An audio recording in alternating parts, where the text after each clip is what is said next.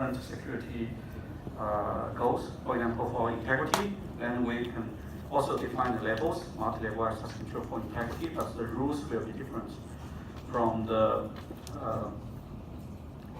multi-level access control for confidentiality. Right? Then after we finish all those all these models, we will look at some practical examples, like in Windows and in Unix, how we do access control. We will look at some like sample code and so on.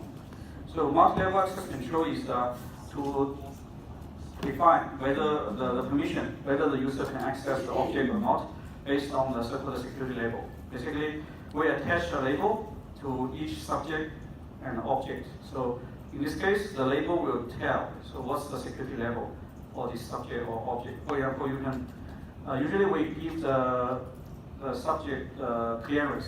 So you can have different clearance levels, and then for the objects, we usually use the term sensitivity, right? So then we can attach the labels, and then we can set the rules who can access what, based on the levels of the subjects and the objects. Right, so basically we want to, in multi-level access control, we want to prevent the data, we want to restrict the data flow. Okay, for example, for confidentiality, you can have multiple levels, say top secret, secret, confidential, and then unclassified. In this case, we want to prevent the data from flowing through high level to low level. That means we don't want the high level, like top secret content. We don't want this kind of like sensitive information to flow to low level files or objects. So that's for confidentiality. For integrity, then we will have basically the opposite rule. Basically, we want to prevent data from flowing through low level to high level, because we don't want the low level data to influence the high level documents. So based on the different security goals, then we can set different rules. Right, so the security label basically is the information attached to, so all the attributes attached to an object or a subject. So based on the security label, then we will determine what is like as a permission of a subject for a particular object. All right, so we will first start with a single dimensional setting. So that means we only look at like a list of strictly ordered levels. That means we only have one dimension. So you have like a top secret, for example, top secret is higher than secret, secret is higher than confidential, and so on. So we have just one column or one dimension. However, so in reality, we may need to have we may need to consider multi-dimension, because if we have like shared data among different, like say departments or units, then in this case, each unit they can have their own label, right? So department A they can have their own label, department B they can have their own label, and then we want to make sure the access control is enforced across all the departments. In this case, we will need to have a multi-dimensional access control. So that's basically the extension of the single-dimensional access control, where we only have one column. We only have the strict order defined for different labels. So we will first look at this single case, and then we will look at this multi-dimensional case, which is so-called multilateral access control model. Okay, so the multi-level policies, access control policies are used in like military organizations, governments, and so on. So this kind of model is useful when we have multiple users with different levels, and then multiple objects with also different levels in one system. So if we only consider like users and objects with the same level, then we don't need to use this kind of model. This kind of model is useful when we consider multiple like users and objects with different levels, and they coexist in a single system. Then we need to enforce access control using the multi-level access control, using the multi-level policies. Right, so some examples. So for cho YouTube nữa. military application or for like the government, we can these are the common levels, sensitivity levels we use, like top secret, secret, confidential, unclassified. Right, so these are all the confidentiality based access control. For integrity, actually, we will see a different set of labels or labels.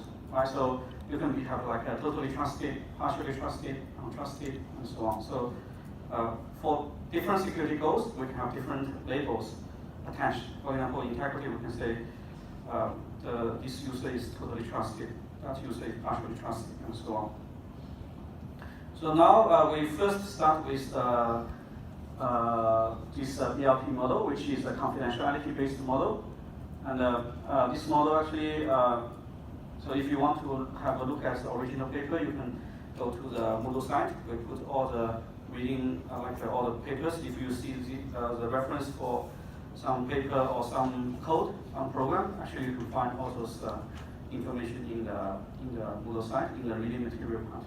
So this is the important model, right? So, as I said, this model is basically the purpose is to handle the situation we have different users and different objects with different labels or levels in one single system. Then we need to basically set some rules.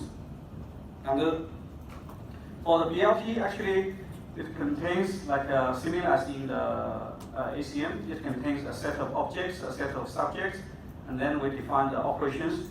So the operations here include like the execute, read, write, and append. Right, so pay attention here. Write and append, we treat them differently. So append means, append actually can be considered as a special type of write. But for this model, actually append has, so it is useful to put this append, separate this append from the write.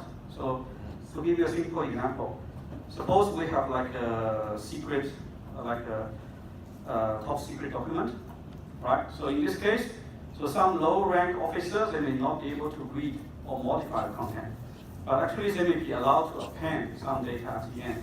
So for example, if you want to report something to high level officer, you can append something at the end of the document, then the high level officer can read it, but you cannot read or modify other contents of the file. So that's the reason, that's the example to show why append can be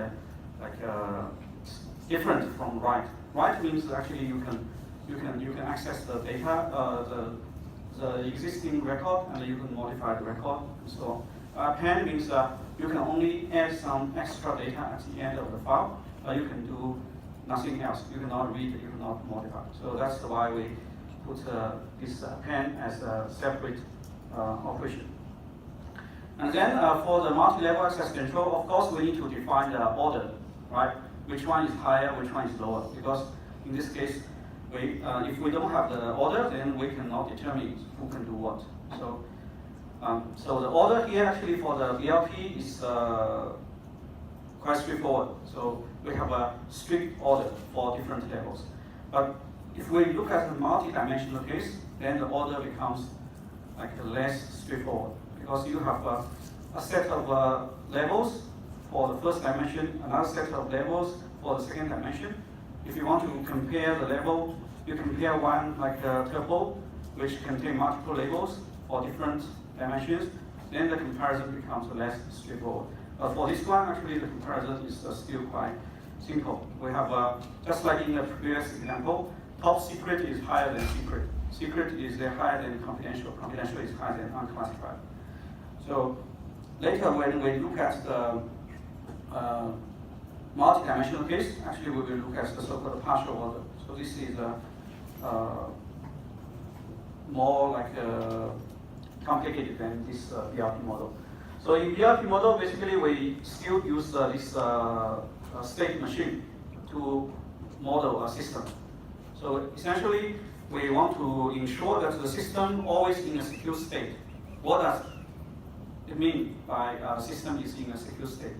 System is in a secure state if all the policies are enforced. For example, the system state is is the current state of system. For example, Alice is reading file 1, Bob is modifying file 2. Say Eve is like executing program 1, and so on. So if we have like if we look at all the like current actions performed by the subjects against objects, if they follow all the policies we define, that means the system is in a secure state. All right, so that's basically the definition. All right, so basically we want to for this BLP system state, we want to make sure so the policies, all the policies, including the discretionary policy and then mandatory access control policy, are all satisfied. So the discretionary access control policy is the policy we studied before, based on like access control matrix or ACL and so on. So basically this is the policy defined by the users, by the owner of the object. So they can specify who can do what. This is a discretionary access control. On the other hand, for BLP, on top of this discretionary access control, we also have mandatory access control. Mandatory means actually the user has no right to violate the policy. For example, say you have a top secret document. Alice is the owner of this top secret document. Bob is like an officer at the confidential level. So in this case, even Alice say, "Oh, Alice grants the read access to Bob."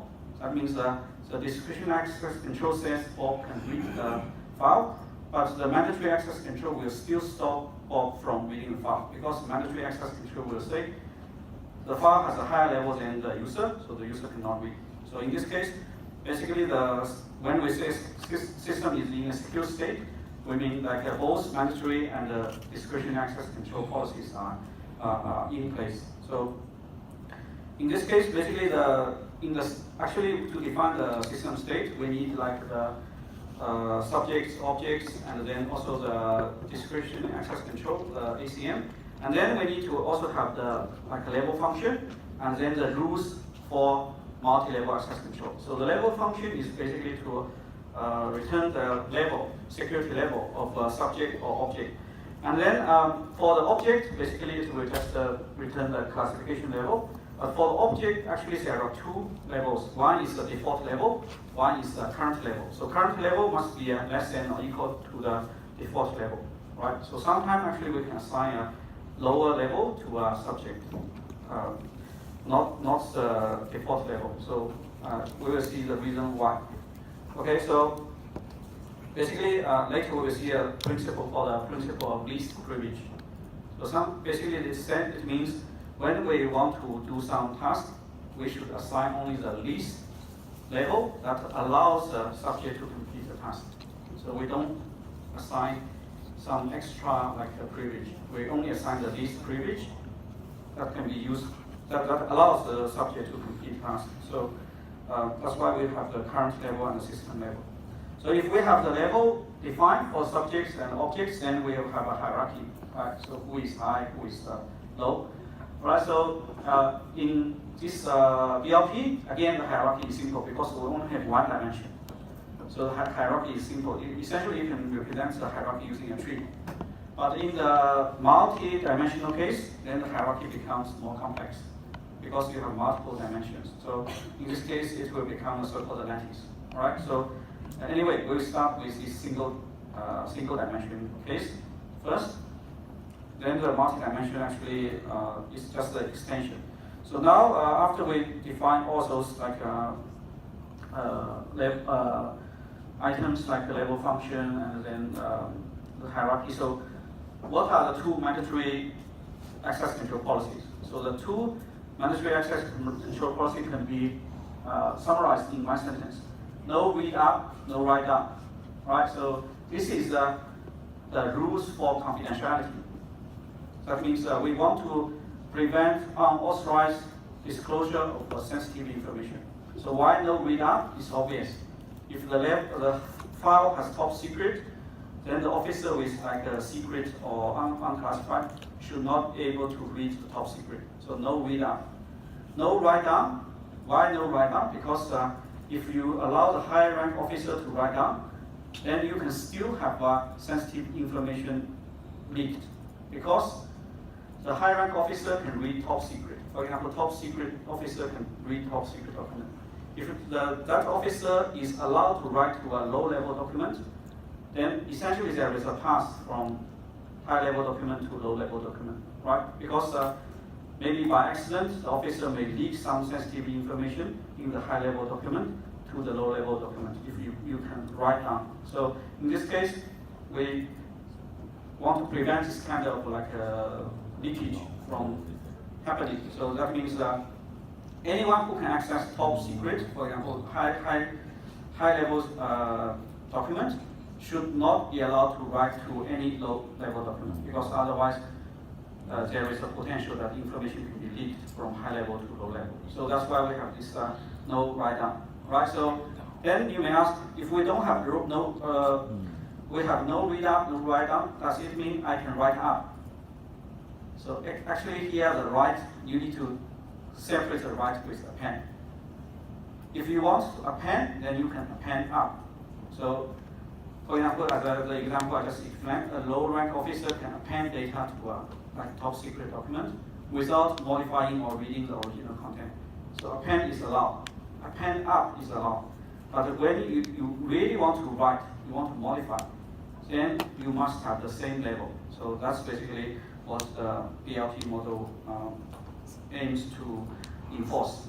Right, so in general we can use this sentence, but when we consider the write operation, whether you can really write up, actually it's not really, we don't really allow the user to write up. They can append to the up level, but if they want to write, they must really modify the content. The object must have the same level as the subject.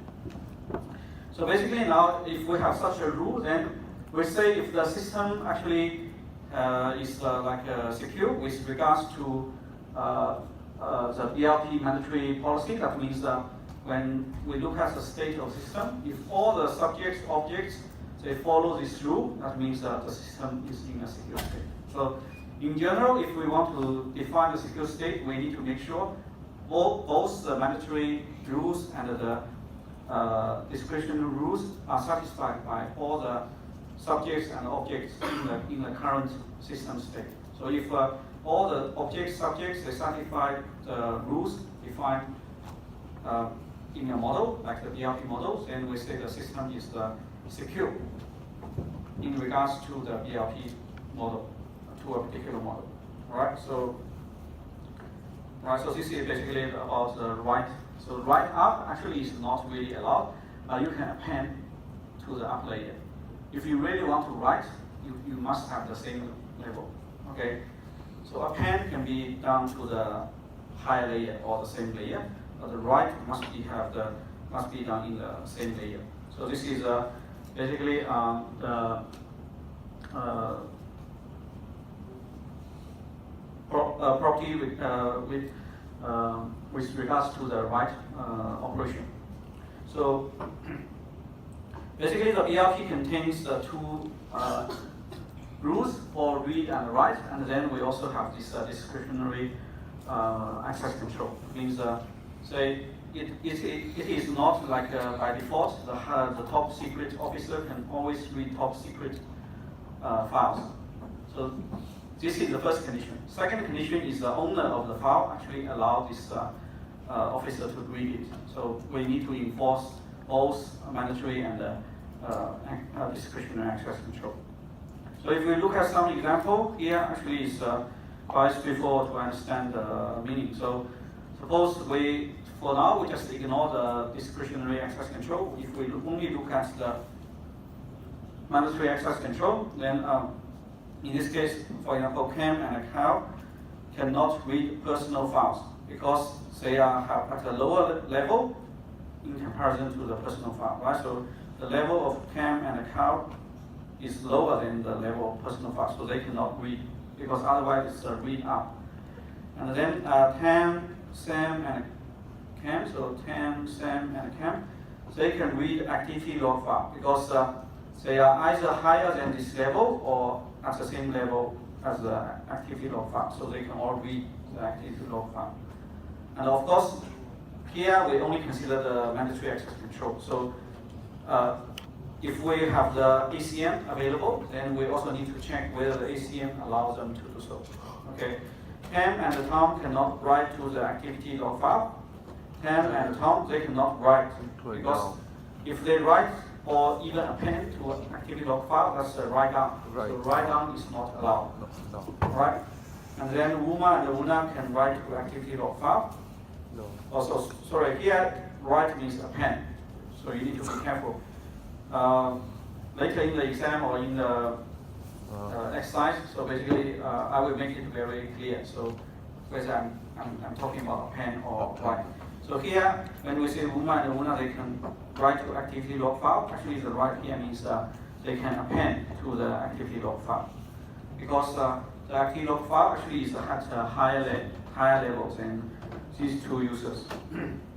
So if we combine the discretionary access control, then we can have this another example here, right? So basically now we need to ensure that both mandatory access control and the discretionary access control will be enforced. For example, here Sam cannot write to the email file, although Sam and the email file they at the same level. They are at the same level. So the mandatory access policy essentially says Sam can do anything, can read, write, can do anything to the email file.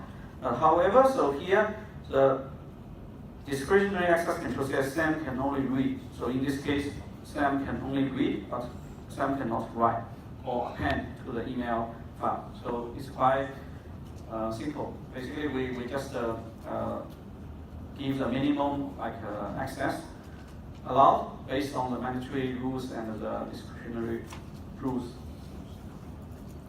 Right. So far for the BLP model, we only again looked at only the static model. Right. So we didn't look at the dynamic model. So dynamic model is essentially more complex because you may have new subject introduced. You may have you need to assign new levels and so on. So in this case, the system state will become more complicated, and the system transition will become also. So when we actually consider transition, we will deal with the dynamic operations, and then this model becomes more complex. So anyway, as in the previous access control policies, we only look at the static model in this subject. We don't really look into details of the dynamic model for all the access control models. We only look at the static one, not the dynamic one. But the textbook actually and the reference book actually provides some information and some examples about dynamic access control. So if you are interested, you can have a look at the books. So this is a program to illustrate this BLP. Basically, you have a set of objects and a set of subjects, right? So here, basically, you can define the levels for all the objects and subjects. So we use an arrow to denote the so-called domination. So if say S1 dominates O1, then we put an arrow from O1 to S1. So the arrow is pointing to the dominating subject or object. So you point the arrow to the high level object or subject, right? So in this case, S1 is, so this is basically the level. So S1 can read O1 because S1 is higher than O1.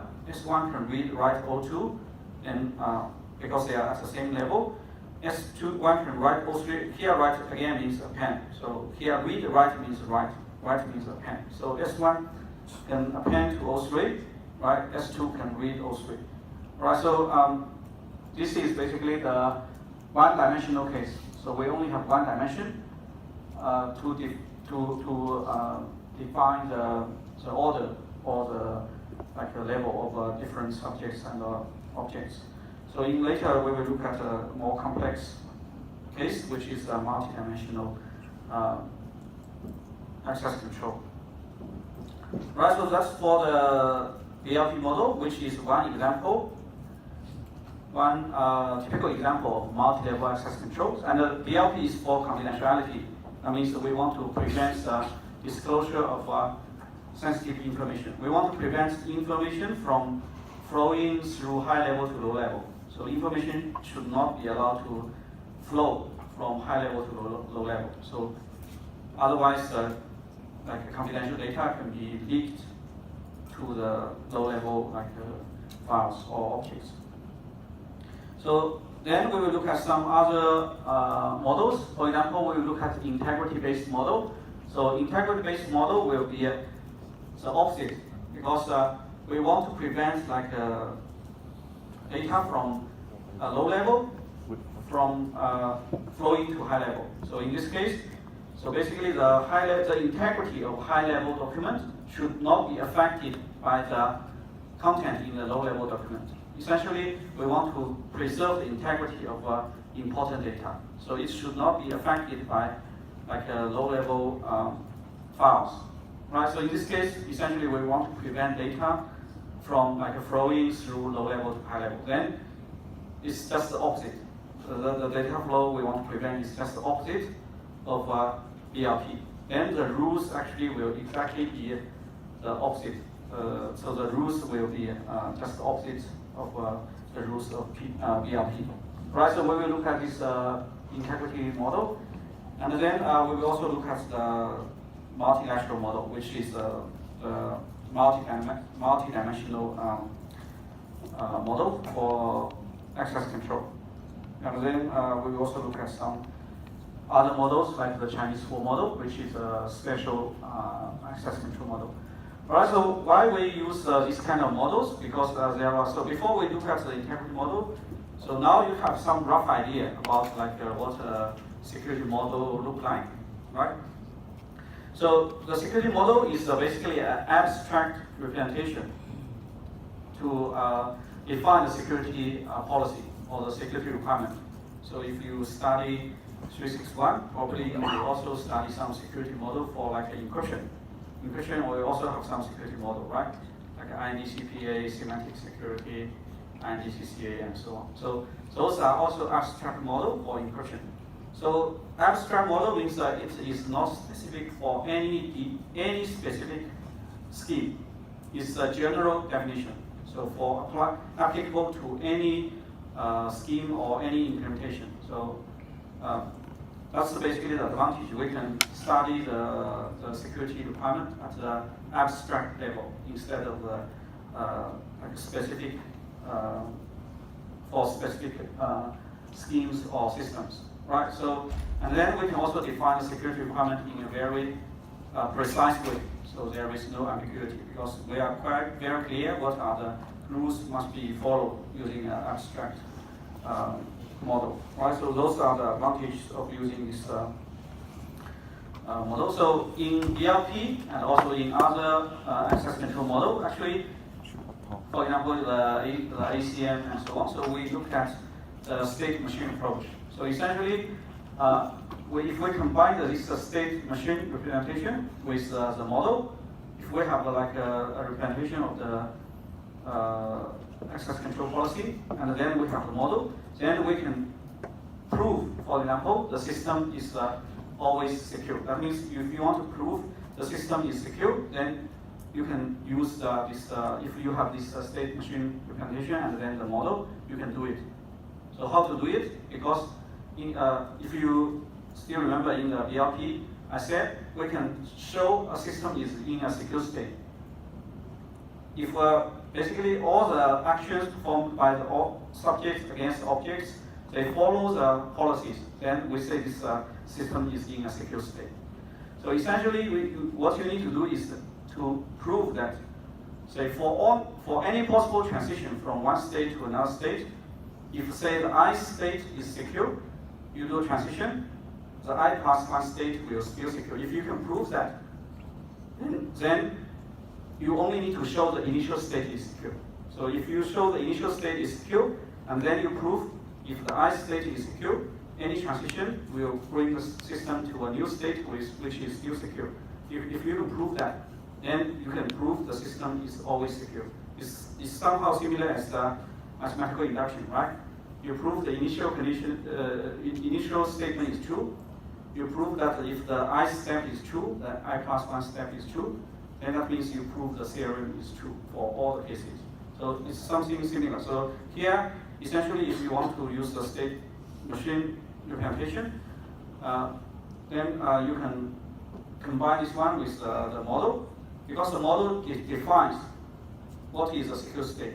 And then for state machine, basically it's like you have the state transition, right?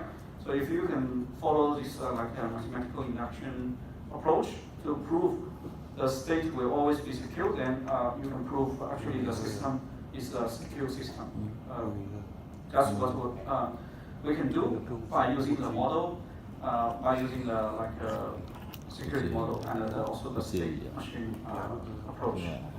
Right. So for the traditional security, so this kind of approach can be applied to different models, not just the DLP. You can apply to the simple ACM-based discretional access control model. So you can also apply this kind of approach to prove the system is secure. So in this case, we can have the subjects, objects, and then we can have some security relevant attributes, right? Security attributes, right? So then you follow the approach I just mentioned. So you define the state variables. So the variables are basically the subjects, objects, actions, and then maybe labels and so on. So then you set a relation between them. For example,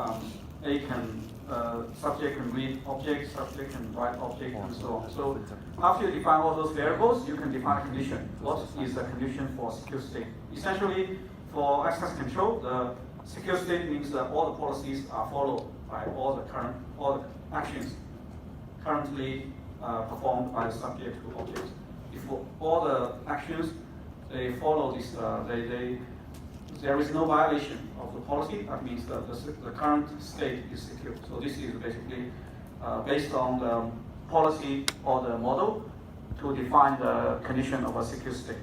So after that, basically, then you define what are the possible state transition, what are the possible state transition functions, and then you prove that if the original state is secure, you do a transition, next state is still secure. Then you prove actually the system will remain secure if you have an initial secure state, right? So that's how you can do it, right? So this is the start of an example. If we want to use BLP as the policy, basically the condition for a system to be secure is all the actions performed by subjects against the object, they follow the rules of BLP. And in this case, we say the system is in a secure state. So you can define what are the possible subjects, what are the possible objects, and then what are the actions and so on. Then you can use the approach mentioned in the previous slide.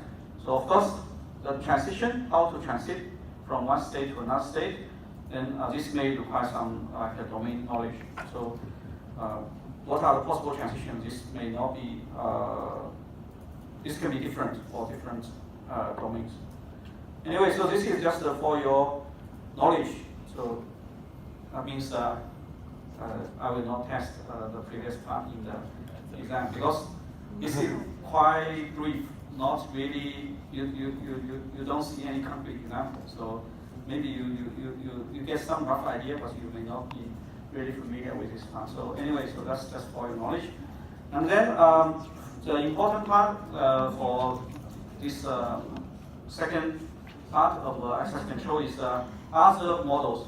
Besides, beyond the BLP, we have other models for different purposes. For example, BLP is a confidential-based model. That means we try to make sure the data actually is the secrecy or the confidentiality of the data is well preserved.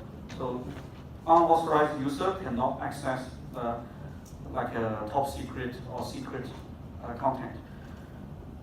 On the other hand, we can also have integrity. Integrity means we don't want the important data to be modified by unauthorized user, right?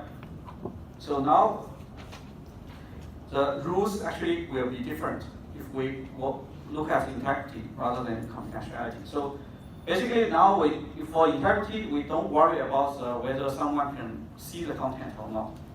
So in this case, if say a low rank officer want to read some like high-level data, for integrity, there is no problem, because as far as you will not modify the high-level document, there is no problem. You can read it, because now the security means integrity, not confidentiality, right?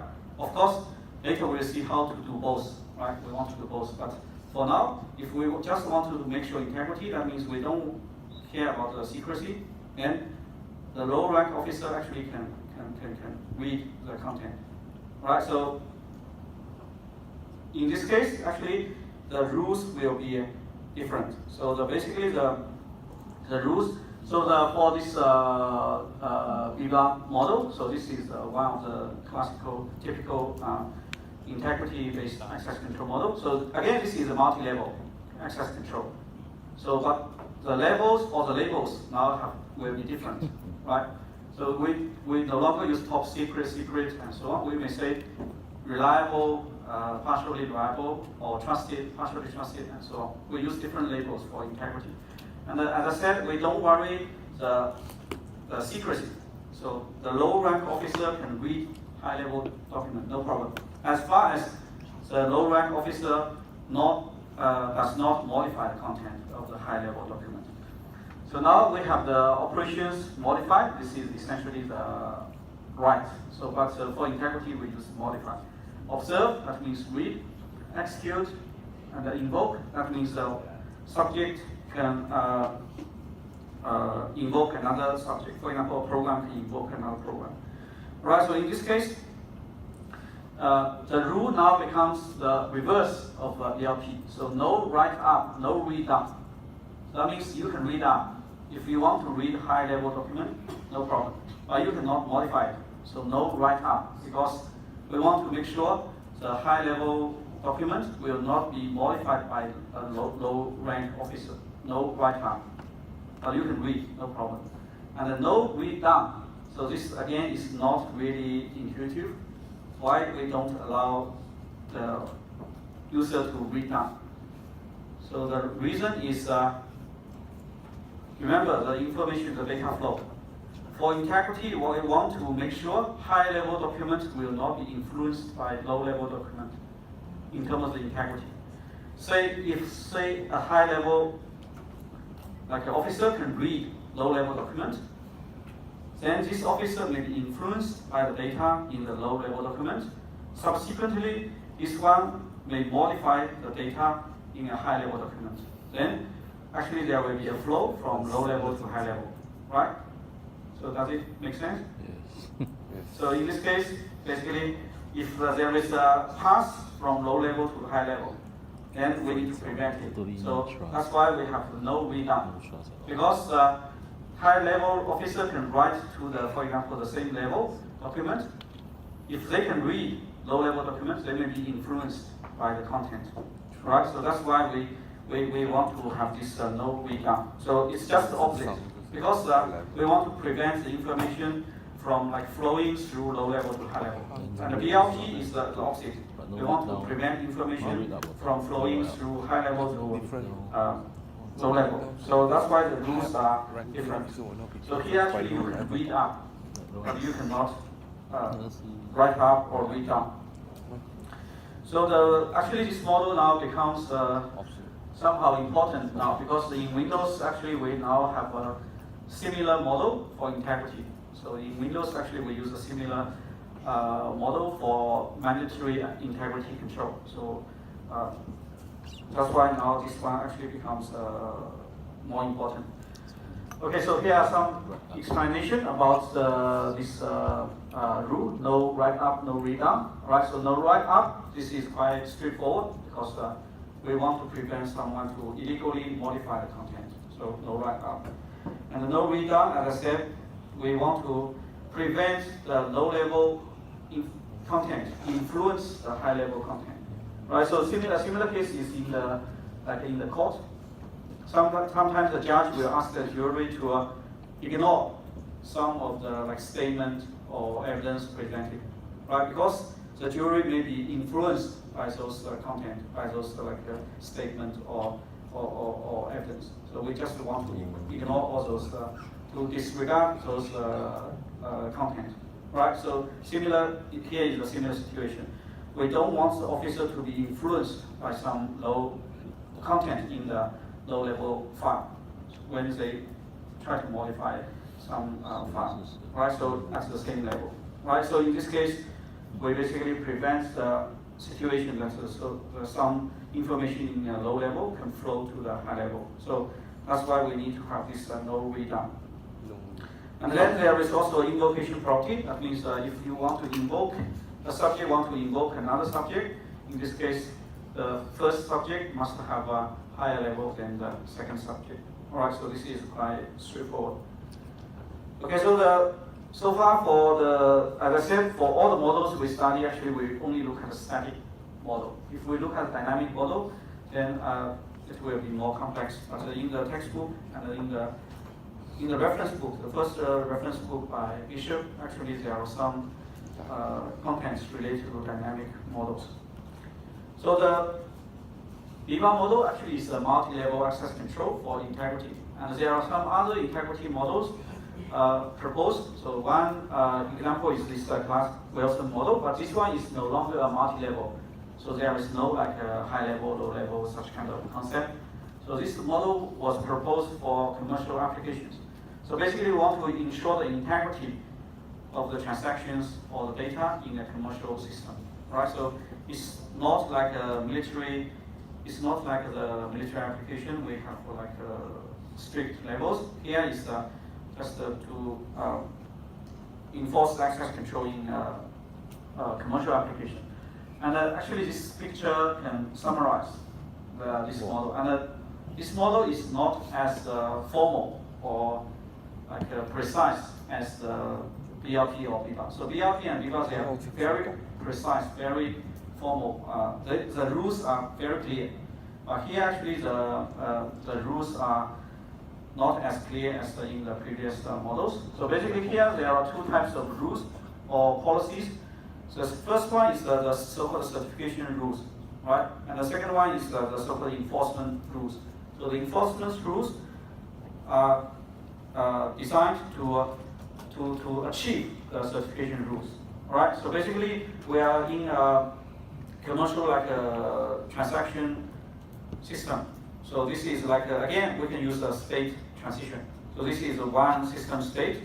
You do a transaction, then the transaction will turn the state from the previous state to the next state. And we want to make sure the data will preserve integrity during this transition, right? So in this case, basically we have like a constrained data item. These are the data items that are already in the system. So we assume this data they have the integrity preserved, and then we also have like data like not currently captured in the system. For example, these are the external data from the user or from other like input. So in this case, basically we will turn all the like internal data and external data into a constrained data item. So the transaction basically will turn all the items into the constrained data items, right? So this is basically the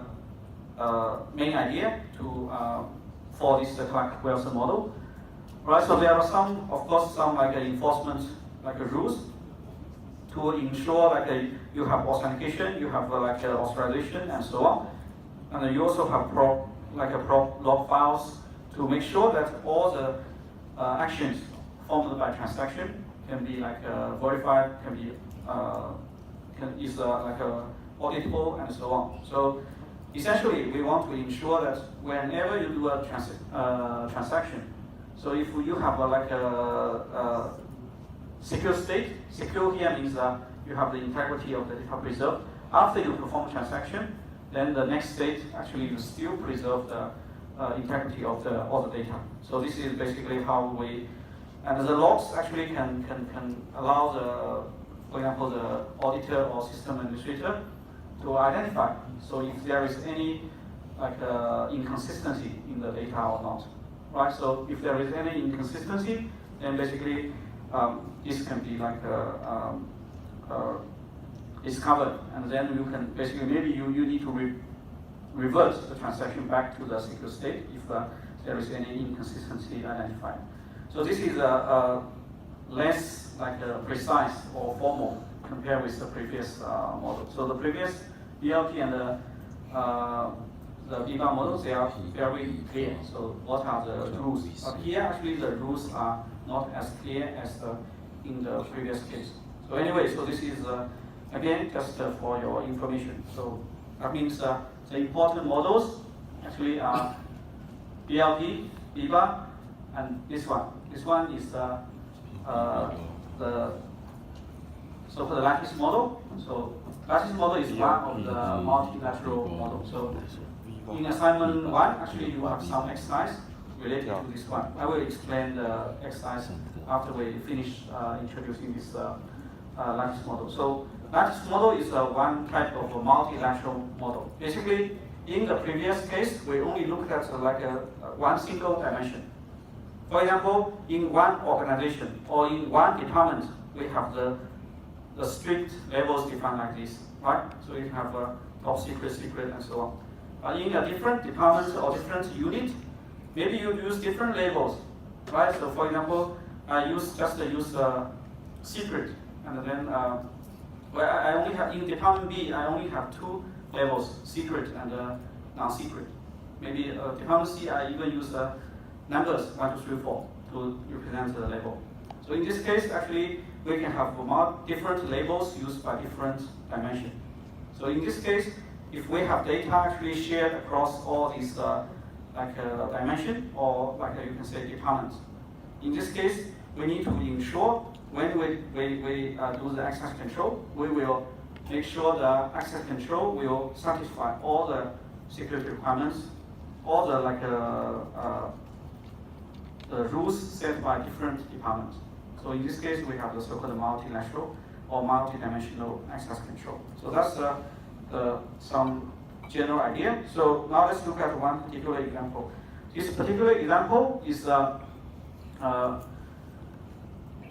you can treat this as an extension of BLP. BLP is a single dimension, and now we extend this to a multi-dimension. Right? So multi-dimension means you may have multiple columns. The first column, you have a set of labels. Second column, you also have a set of labels. Now we need to combine. So each object actually will have 2 labels. The first label from first column, second label from second column. So now if we want to compare these combined labels, then it's not as straightforward as in the single dimensional case, because sometimes you may have 2 labels incomparable. They are incomparable because maybe the first label A is higher than B, but for the second label B is higher than A. Then in this case, the 2 combined labels become incomparable.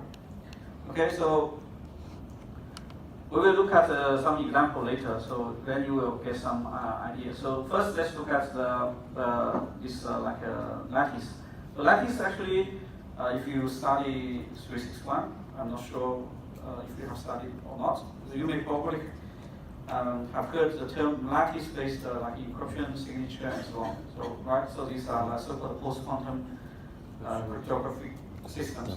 So in that case, so in those contexts, so we use lattice to represent. Lattice is basically a mathematical term.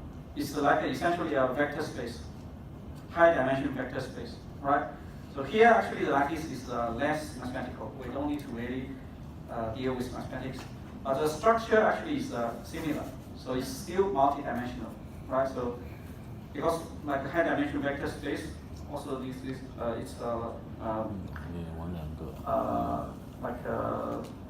multi-dimensional, right? So for the lattice, one important component here is how to define the order. Because if you only have one column, you can have very strict labels defined. But if you have multiple columns, then how to define, say, one row? Because in the single column case, one row you have one item, right? Top secret, secret, and so on. But now if you have multiple columns, then one row you have multiple attributes, multiple labels. Then how to compare one row the combined label with another row, which is another combined label. So this is less intuitive. Right, so before we look at some example of lattice, so let's first look at these two questions. Right? So given two objects at different security levels, what is the lowest level a subject must have in order to read the objects? And then the given two subjects at different level, what is the highest security level an object can have? That can be so that it can be read by both subjects. Right? So why we ask these questions? Because this question is related to a principle I mentioned just now. So this is the principle of least privilege. So basically, these two questions are related to this principle, which essentially says if we want to perform some task, we should only grant the least privilege that allows the subject to complete the task. Right? So that's why in the BLT you can see we also have the default level for the subject and the current level of the subject. The current level is less than or equal to the default level because we also want to actually apply this principle of least privilege. So you can assign a low level to the subject to perform some task. Okay, so how can we answer them? Basically now if we have a lattice, then these two questions can be easily answered. So what is a lattice? So this is the definition. Of course, the definition here is different from the lattice in cryptography.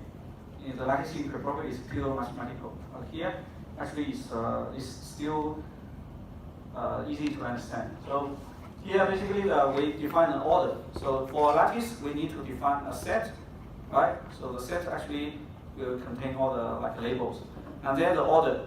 So now the order basically is to compare, which one is higher, which one is lower. But sometimes you may have two levels incomparable.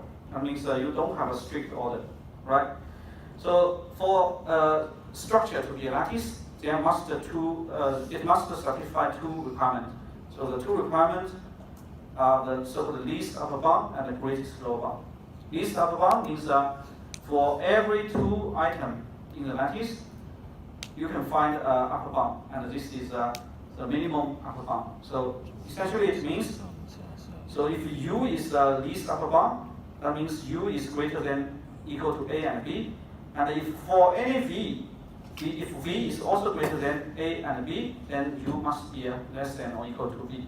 So if you look at the simple mathematics, so if you consider A and B to be two integers, then U here is something like least common multiple, right? So basically V is U is like a least common multiple. So for any integer that can divide both A and B, it must be greater than or equal to this least common multiple, right? And then the greatest upper bound, so it's similar. So the greatest lower bound. So the first is the lower bound, is smaller than equal to A and B, and then for any k less than or equal to A and B, then k must be less than or equal to L. L basically is the biggest lower bound. So again in simple mathematics, this is something similar similar to the GCD, greatest common divisor, right? So if we say k can divide both A and B, and for any integer who can divide A and B, it must be less than or equal to k, because k is the GCD greatest common divisor, right? So if you look at the definition, you compare with the LCM and the GCD, they are quite similar, right? Then you may ask, why do we define these two bounds? Because they can answer the question we asked in the previous slide. All right, first, so for this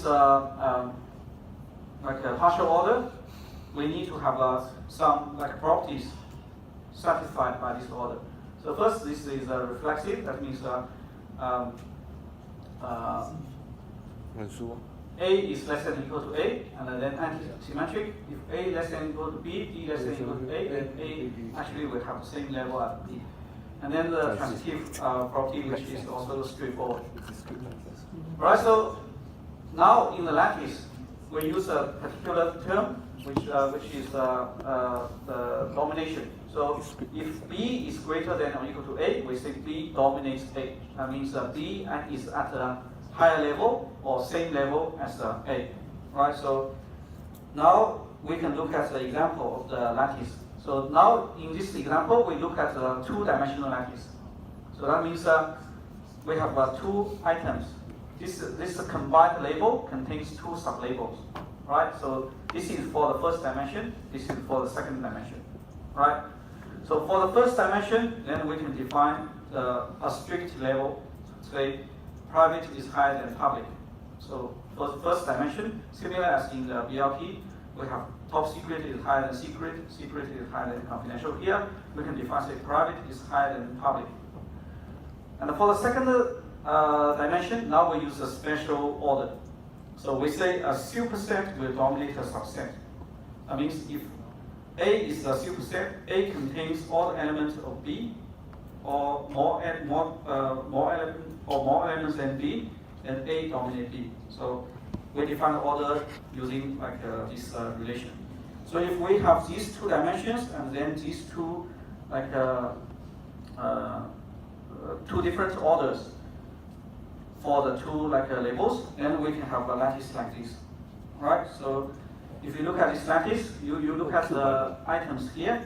So you can see basically this one, for example, this pub P will dominate pub empty set because pub is the same as pub, but this set P contains element P actually is higher than the empty set. So this one will dominate the bottom one, right?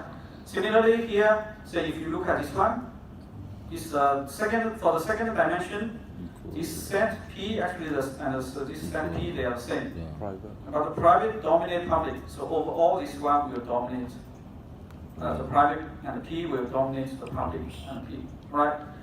And however, so because we are in a multi-dimension, in this case two-dimensional case, not all the levels are comparable. For example, if you look at these two, private is higher than public if you look at first dimension. But for the second dimension, empty set is lower than this full set. So in this case, these two becomes incomparable. So you cannot say which one is higher, which one is lower. So in a lattice, we cannot always compare two like levels. They can be incomparable. Okay.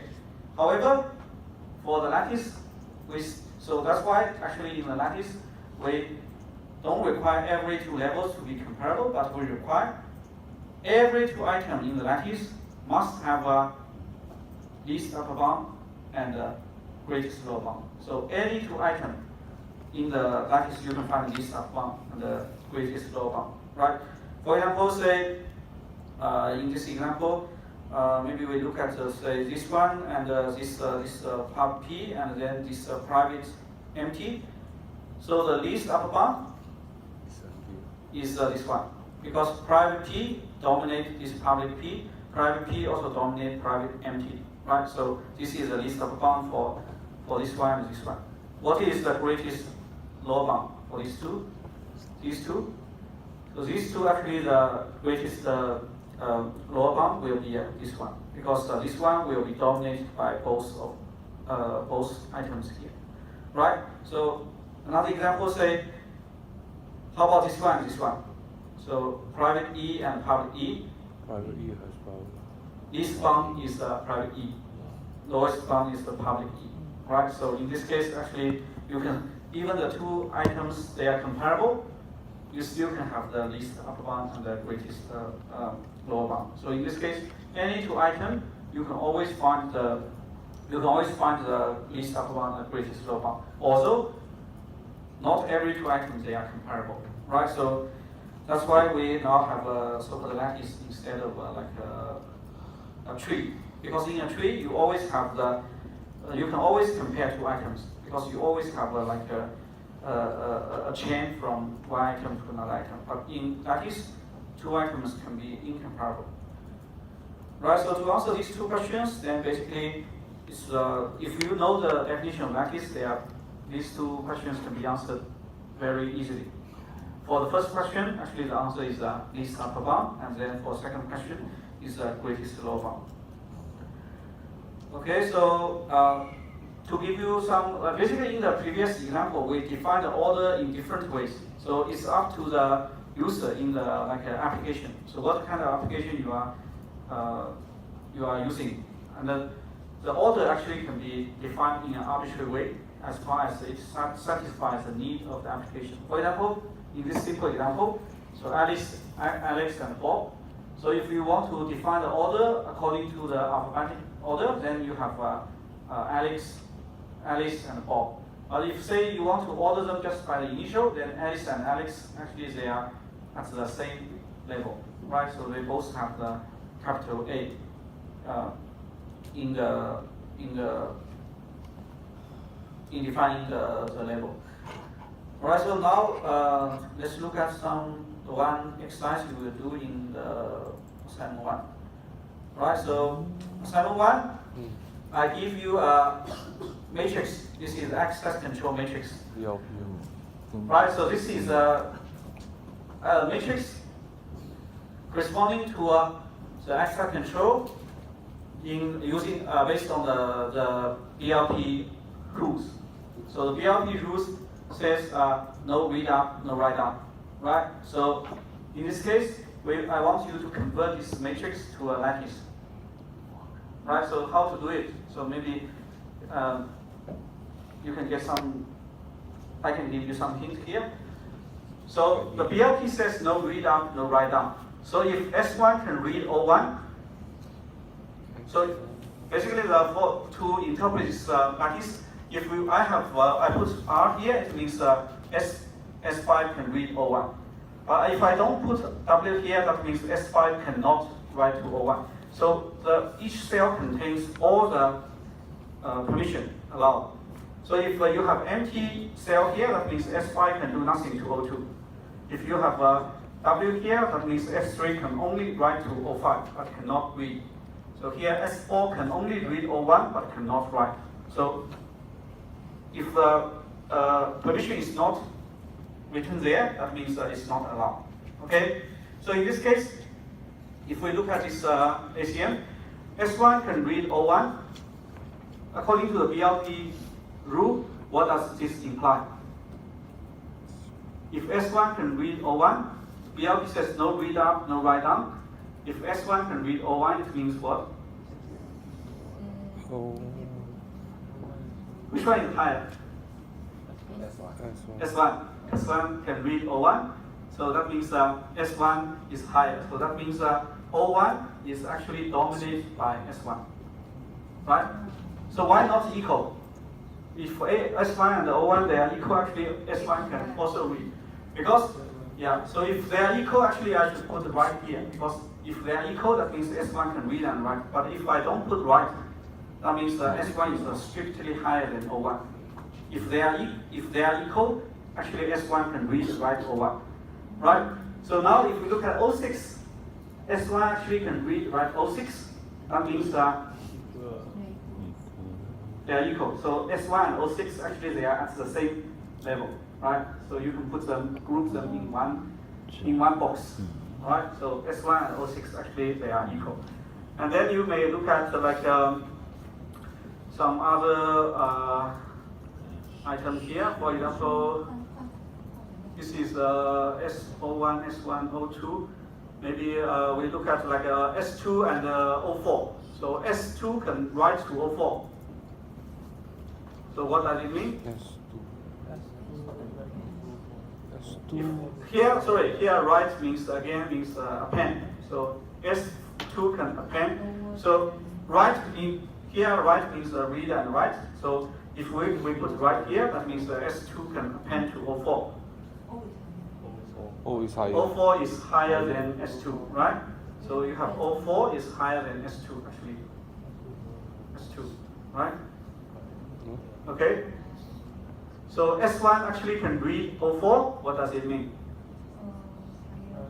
S1 is higher than O4, right? Because S1 can read O4. That means O4 actually is lower than S1.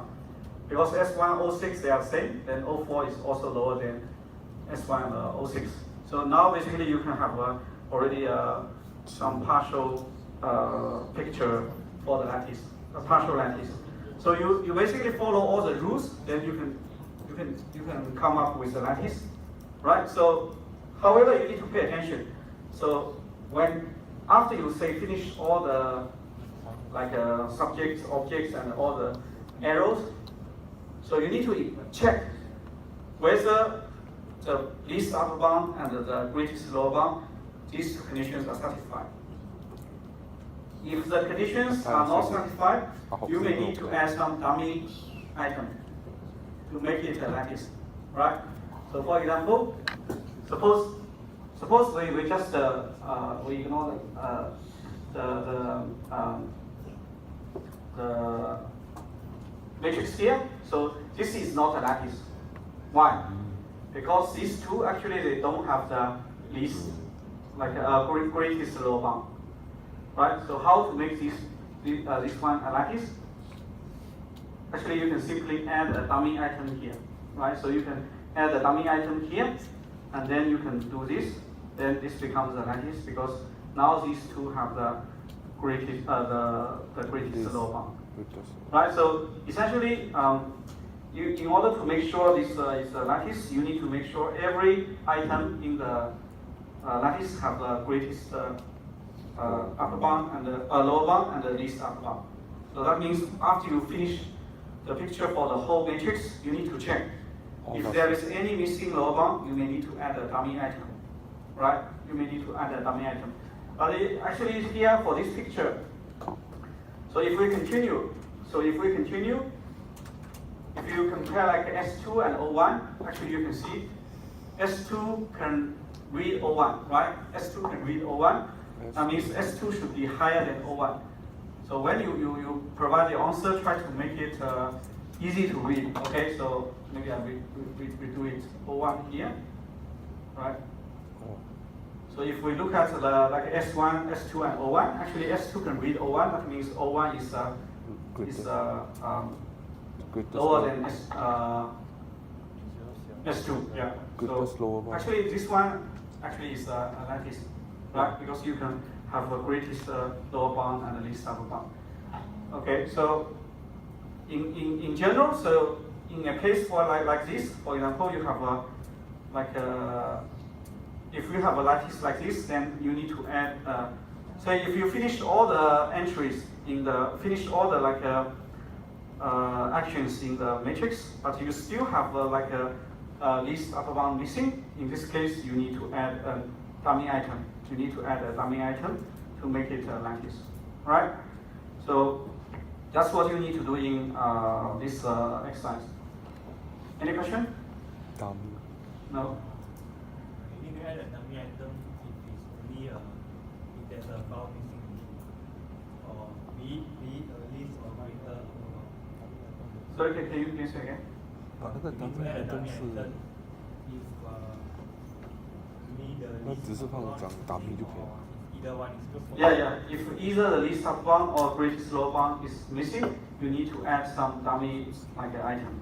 You need to add either a dummy top item or bottom item to make it lattice, right? So that's what you need to do in this exercise. So basically, you draw a lattice like this. So you can group items together if they fall in the same group. So actually, you can easily identify which one and which one should be in the same group. S3O2. Yeah. So you can because the BLP model, the rule is quite clear, very clear. So you can easily identify which two actually they are the same, right? So that's for S3O2. this little exercise. Any question for this one? No. Die. Okay. Die. So now basically the BLP, the lattice model actually is also a combinationality model, which means this is actually the extension of the BLP to the multi-dimensional case. So we also have the same rules: no read up, no write up. Okay, and then however here when we compare the level, then we need to be careful because it's a multi-dimensional label, not a single one item security label. Okay, so this is similar. So you have the SS property and this star property. So SS means no read up, and then star means no write up. Okay, so sometimes actually we may need to have some exception. For example, if we want to indeed let some like high level officer to pass some information to the low level officer. So in this case, what can we do? So basically, in this case, we either need to assign a lower current level to one officer, right? So in this case, basically, we can downgrade the level of the subject. Now, actually, the subject can pass information. So this is to handle situation like when we indeed need to have some information passed from a high level subject to a low level subject.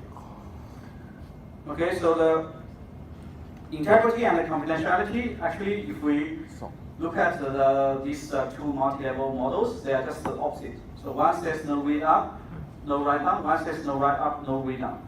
So what happens if we want to have both? Because both confidentiality and integrity are important security properties. So if we want to have both, then you need to give two lattices, right? So you don't put them in one lattice, because otherwise, if you put them in one lattice, you can never have a model, a meaningful model, because the rules are opposite to each other. So to address this problem, we put all the confidentiality and the integrity in two lattices. So we define the labels for confidentiality, then we build a lattice. We define all the labels for integrity, and then we put them in another lattice. So now each object and subject will have even more labels. So you have the labels for confidentiality lattice, you have the labels for the integrity lattice. So now the subject have both confidentiality labels and the integrity labels. We should differentiate the labels. So you don't use the same label in two lattices. So you make sure you always use different labels in two lattices. So now the user actually will have or subject and object will have a lot of labels. Some of them are associated with integrity lattice, some are associated with confidentiality lattice. So that's the way we enforce both integrity and confidentiality. So in this case, there will be no conflict because they are independent. We separate them. So the Lipness model actually is example. So we will look at one example. So for the confidentiality, we can use labels like this: top secret, secret, confidential, and so on. For integrity, we can use labels like the middle one and the right-hand side column. So you can have like a very reliable, and so on. Here you can have a totally trusted, partially trusted, and so on. So in this case, basically, the user, the subject, and the object will have labels associated with confidentiality and the labels associated with integrity. So the Lipness model, this is the example. The example here is the software development. So for software development or system development, so basically we can have like a code, we can have data, like you can have a development code, production code, right? So if you work in company, probably you should know. Usually we have the production system and the development system. So you actually don't put them together, right? So you should not ever do testing on the production system. You should only do it in the development system. So now basically, if we consider this kind of software development or system development, then for confidentiality, we can define lattice, 2 dimension. In this case, 2 dimension. First dimension, we will have these 2 levels. Second dimension, you will have the categories. Categories, we will use the set relationship. A superset will dominate a subset. That means if a subject can access production code, development code, system like code, then this subject will dominate the other subject, which can only access, say, production code. Right? So we use the set. If you can access multiple categories, then you will dominate another one who can only access the subset of the categories. So for the first one, it's quite straightforward. The audit manager is higher than the system node. So you see, for confidentiality, we have these labels, right? And then for integrity, we can also similarly have like a lattice, two-dimensional lattice. We can still have the categories, and then we can also have the strict levels defined for different labels. Right, so now basically each user will assign a lot of labels. So the labels for the confidentiality lattice and the label for the integrity lattice. So we need to ensure that when the user wants to access some code or some data, both confidentiality rules and integrity rules are satisfied. So you check the lattice for confidentiality to make sure the confidentiality policy is enforced. Then you also need to check the integrity policy is enforced. Only when both conditions are satisfied, the user is allowed to access the object, right? So here are some typical examples about the levels or labels assigned to the subject, right? And in this model, this is for software development, and there is actually, as I said, you have the first. So basically, you have two labels here for confidentiality, right? The second label actually uses a set because you use which category the user can access to define the level. So if you can access all the categories, that means you have a high level. If you cannot access anything, you have the lowest level, right? So and then for this one, actually there is a sort of downgrade privilege. So this is a special privilege for this typical scenario. So downgrade privilege means that you can convert the development code into production code. Basically, you can make the development code become production code. So that's what this downgrade privilege means, right? So this can be done by the system controller, right? And these are the labels assigned to the subject. You can also have the labels assigned to the objects, right? So objects include the code, program, the data, and so on. So in this case, you can assign all these labels. And then for this particular scenario, so basically you need to ensure the access is properly defined. For example, ordinary user can change the production data, but cannot change the production code, right? So this is required, for example, for the software system. So then you need to check, what's the labels assigned to the ordinary user. So for the confidentiality, you have these two labels. For the integrity, you have these two labels. And then you need to compare, for example, the production data. So you check whether confidentiality rule is satisfied. That means no read up, no write up, whether it's satisfied. And then integrity rule is whether it's satisfied, no write up, no read up. So if both are satisfied, then it means the user can access the production data. But on the other hand, user may not be able to access production code. So if you look at the confidentiality, actually it's satisfied because they are the same. But if you look at the integrity, so actually the integrity rule says the ordinary user actually cannot modify the production code, right? Because the IS is ISL. So in the previous one, here is ISL, right? ISL actually is lower than IO. That means you cannot write up. Because IO is higher than ISL, you cannot write up. So integrity rule will say user is not allowed to modify the production code. So in this case, we can ensure that the probe access control is enforced by the two major lattices, one for integrity and one for confidentiality. Right, so that's the Lipinus model, which is essentially a combination of two lattices, right? So that we don't have conflict between the two models. So we can use separate labels and labels to enforce both policies for confidentiality and integrity. So the next model actually is the so-called Chinese wall model. the Chinese wall model basically is a special model to enforce the so-called conflict of interest. So this kind of model is like a dynamic model. So the dynamic here the term dynamic here is different from the dynamic model we referred to in the previous cases. So here dynamic means that the policy will change based on the user action. So user originally you may have like a system, like a state. When the user performs some action, the policy actually will change. So that's the meaning of a dynamic model for the Chinese wall. All right. So this model, a typical scenario of this model is like the consultancy.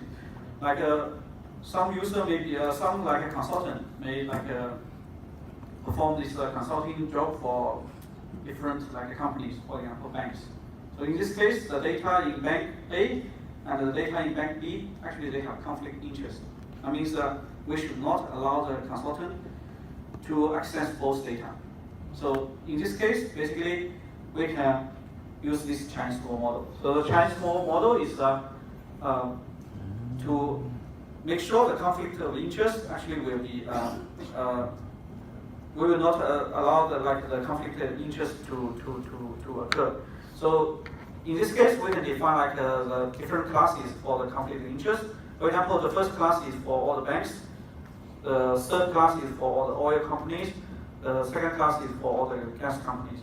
So originally, the user, say the consultant, is able to access any data item.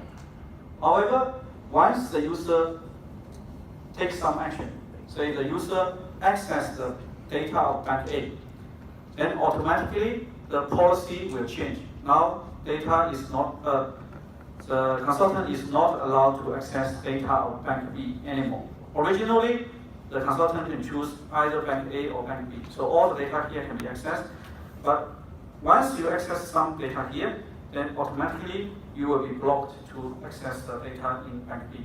So here means here is basically this illustrates the meaning of a dynamic. So dynamic means that based on the action performed by the user, by the subject, then the policy actually will change. Originally, the policy says the subject can access anything. But once the subject accesses one item here, then all the other items in the same conflict of interest class will be now blocked for this particular subject. So you cannot access those items anymore. So this is the meaning of dynamic in Chinese wall model. Okay, so this is just a special model. It's actually quite a simple concept, but it's a special model. So we also put this model here. All right. So the last slide has nothing special. So it just says CWM can represent either Chinese wall model or the cluster Wilson model. So this is the acronym which has some ambiguity. Because you can say this is the Chinese wall model or class Wilson model. So there is nothing special here. All right. Okay, so we finished actually the theoretical part of access control. Maybe we can have a break, and then we will look at some access control in Windows and in Unix systems.